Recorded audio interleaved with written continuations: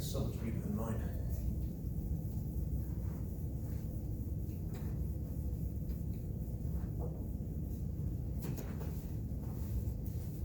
All right, any questions?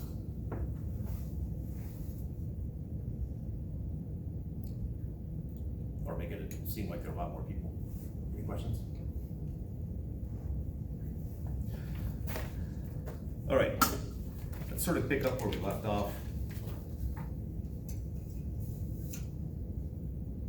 Sort of hit some recapping.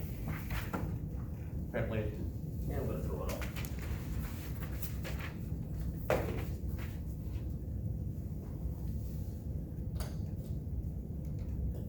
So if I have a PV diagram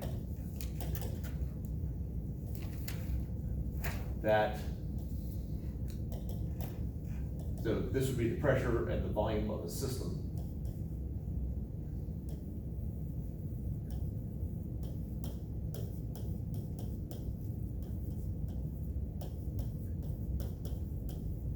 That the work done by the system is just going to be liberal PdV. I believe we did get that last week.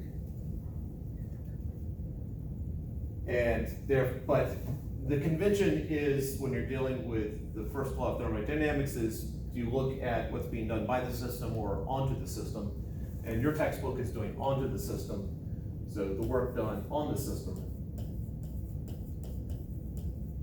is negative of dV.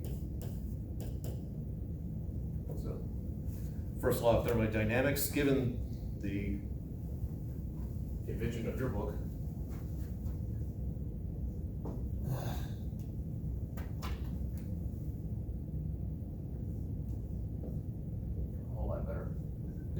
change in the thermal energy is going to be equal to the work done on the system plus any heat that flows into the system.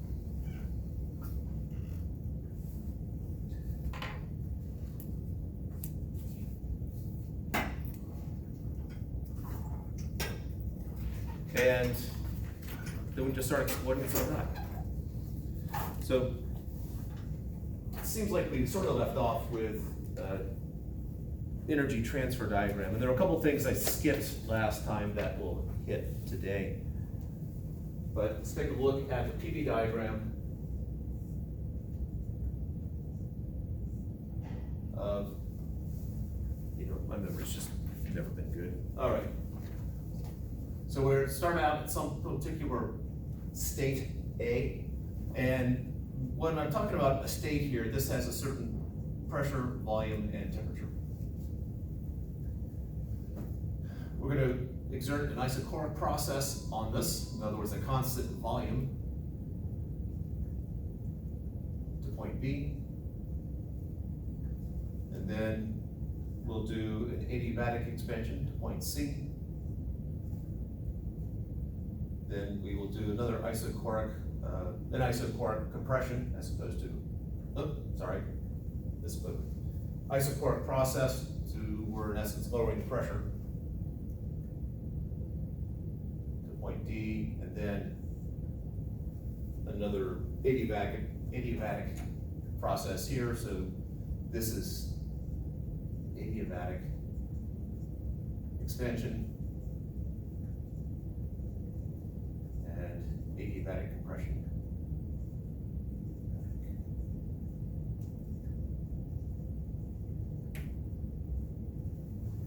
And expansion and compression is simple enough. I mean, volume is on the horizontal axis, and my volume is getting bigger, it expands, gets smaller, it compresses. All right, so let's take a look at the energies involved here. Adiabatic means that there's no energy exchange because of difference in temperature. So it's sort of an either artificially or very well insulated system, so that we're not having heat flow through the sides. So Q is equal to 0 in these two steps here. In the isochoric processes, well, the area under that little segment right there is 0. So no work is being done in these segments.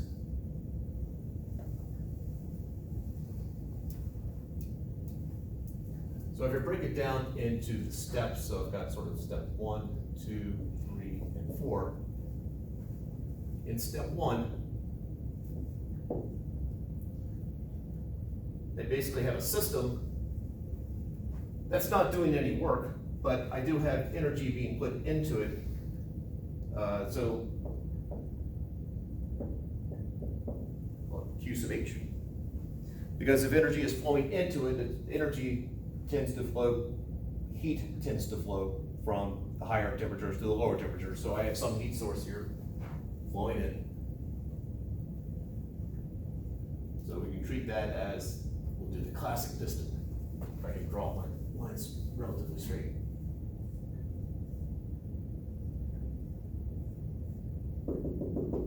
I have a gas trapped inside here. During this first bit, we're basically, you stick it on a hot plate, and the piston here is set so that it won't move. So we have some higher temperature here, and then temperature of the system, which is less than the higher temperature energy flows in. Next thing we do is, once these reach sort of an ambient temperature, in other words, they don't have any heat or flowing anymore, I let the piston so it can move. Because I've got a higher pressure here, because I had energy flow into it, the temperature increases. As soon as I let the piston go, that piston's going to move up. And so in phase 2, my piston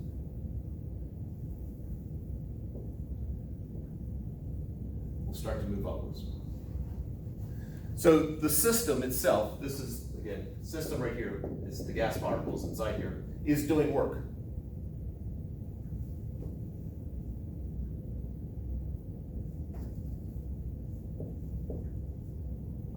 WC2. And again, adiabatic expansion, Q is equal to 0. In the third section, we are now going to compress it. We are going to keep the volume the same, not compress it. But there has been some energy buildup here, and we're going to bleed it off.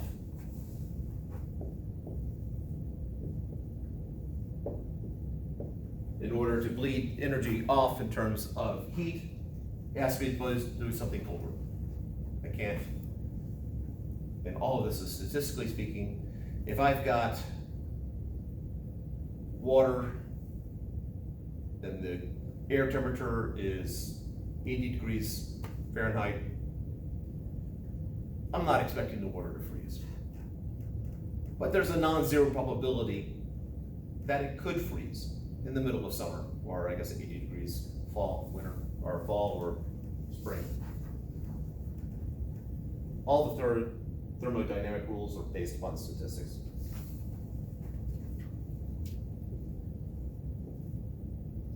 So in this one, we've got the greater volume here, and we expose it to something cold, and basically energy's coming out. And then the last step, if we release the piston, it will naturally compress because I have these molecules in here. They've given off some thermal energy, which means that they're colder, they're not moving around as much, they're not hitting the piston with as much force, and therefore the piston should fall. So in step 4, and since it is pushing on the particles, work is being done on the particles. Or negative work is being done by the particles, depends on how you want to look at it.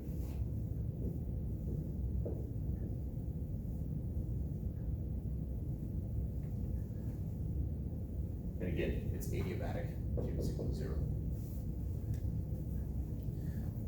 All right, questions up to here, because we're going to manipulate some of this.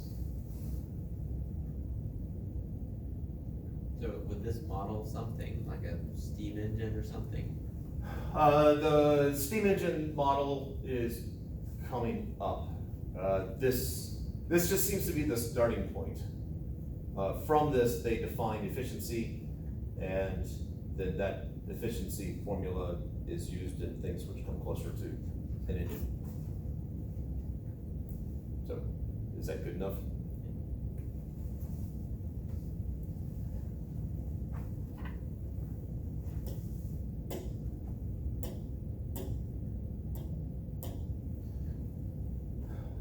All right, so let's take a look at the change in the thermal energy over this time. Well, actually, what is the change in thermal energy if I end up back where I started? Must be 0. It should be. Because if I return to the same state, it has the exact same temperature, exact same volume, exact same pressure. And that should be equal to the change in the thermal energy during the first phase, plus the change in the thermal energy during the second phase, plus the change in the thermal energy during the third phase, plus the change in the thermal energy during the fourth phase. Step, probably a better word than phase, since that has another meaning elsewhere. And in the, there we go. So in the first step, again, change in thermal energy is equal to work plus Q. Well, this just 0 plus QH. In the second phase, Q is 0, but work is being done, so this is work 2 plus, let's see, that is work done by it, so negative work 2 plus 0. During the third phase, we have stuff coming out, so that's 0 plus QC, minus QC. And then in the fourth phase, work is being done to the system, so I have W4 plus 0. And the plus 0 is here for these two because of adiabatic. By definition, there is no heat exchange. And during this one, there's the isochoric processes and no work is being done. So we end up with 0 is equal to QH minus QC plus W4 minus W2. This is the total heat exchange, and this is the work that is being done on the system. If I swing this over to the other side, I have W2 minus W4 is equal to QH minus QC.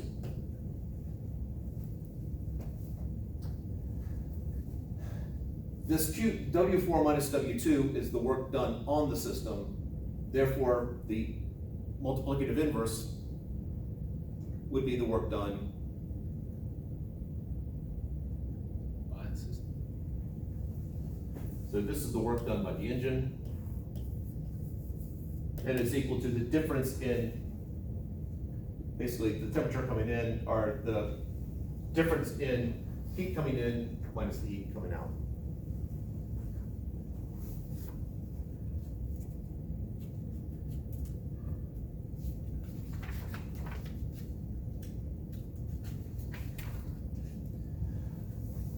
So if we think about this, I've got this engine here that can do something.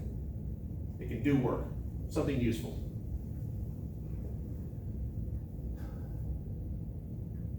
This right here is basically the energy that we have. The energy that's coming into it is the energy that we can use to actually do anything.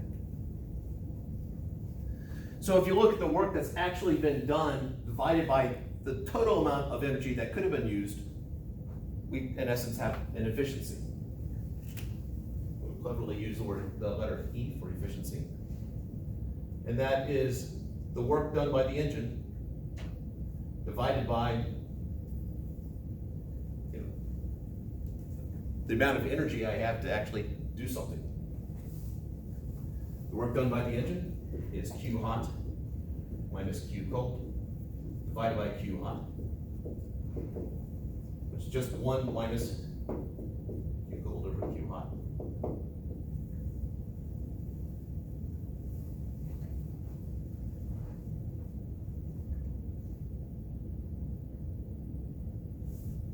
So if I have an object surrounded by, there's no heat sink, there's no heat source, basically it's all the same. then I have an efficiency of 0.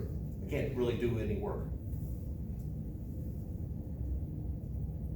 Essentially translated as it's not plugged into anything, there's no gas to power it.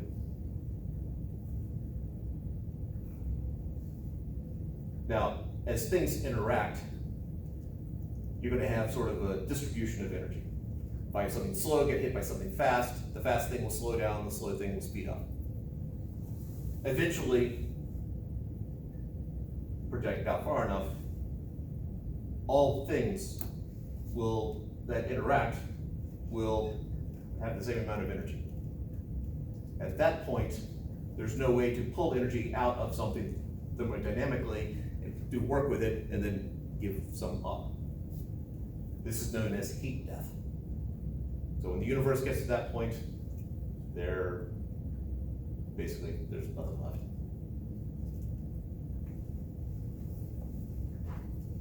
And I think I have a link to it.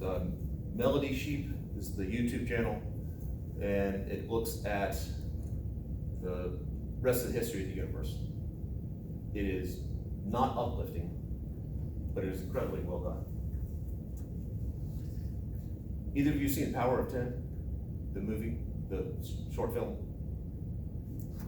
It starts with this couple sitting on a blanket in a park in Chicago, and I can't remember, they either start out going in or coming out, the camera. So at one point it just starts moving away from them, and every second that passes by they are 10 times farther away than they were a second earlier. So they just zoom out, keep zooming out, and eventually they get to however many trillions or quadrillion miles away from them. So as it peels back, you see them, and then you lose some of that detail, then you eventually see the world, and then you eventually see the solar system, and so on. And then they come zooming back in, and they start going down as deep as they can, and they get down to basically the electron cloud.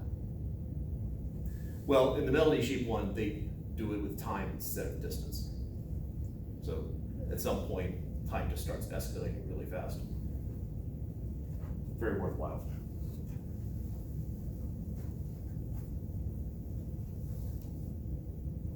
All right. Second law of thermodynamics. Efficiency is never going to be 100%.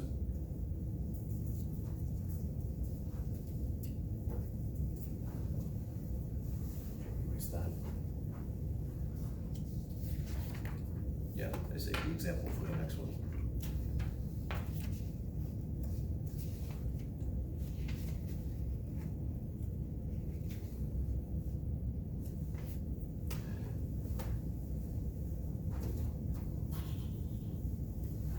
We're going to do something very similar, except we're going to come up with a specific formula for the Carnot cycle.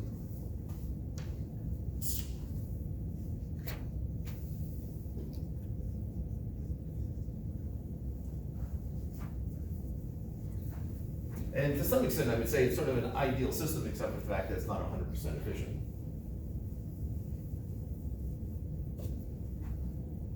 All right, the Carnot cycle. Again, start with a PV diagram.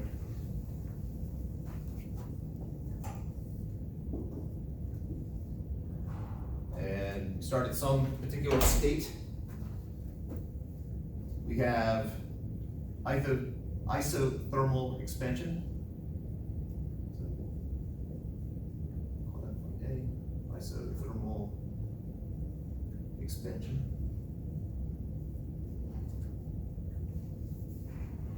Point B. So we have a new situation here. Temperature is still the same because it's isothermal, but pressure and volume are definitely different. And then we do followed by adiabatic expansion.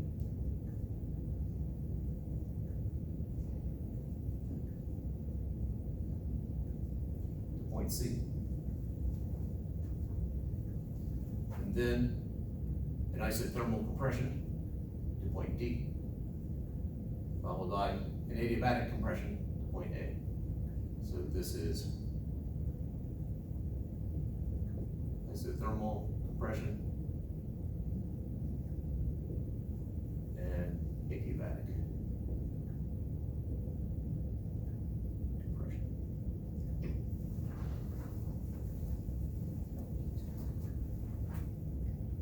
Let's go step by step. We got four processes, or four different situations here. So going from A to B, change in temperature is 0.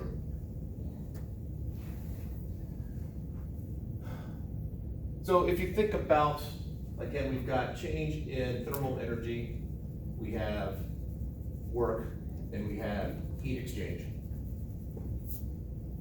Which of these is equal to 0 in an isothermal process? The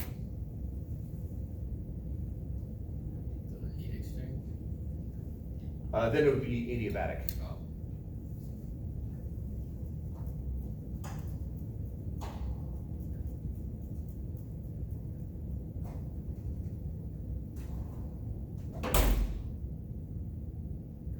Well, by process of elimination, it's not adiabatic. So Q's not 0. Is there an area under that segment of curve? All right, so work can't be 0. What's left? Overall thermal energy. Say it again. Thermal energy. I'm gonna nitpick it, almost there. Change. Yes, there's still thermal energy there. We're not at absolute 0.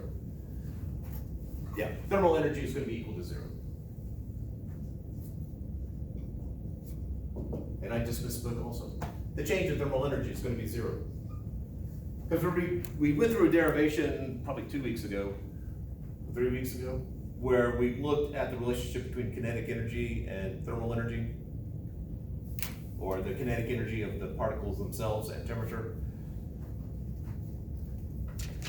All right, so in this first region,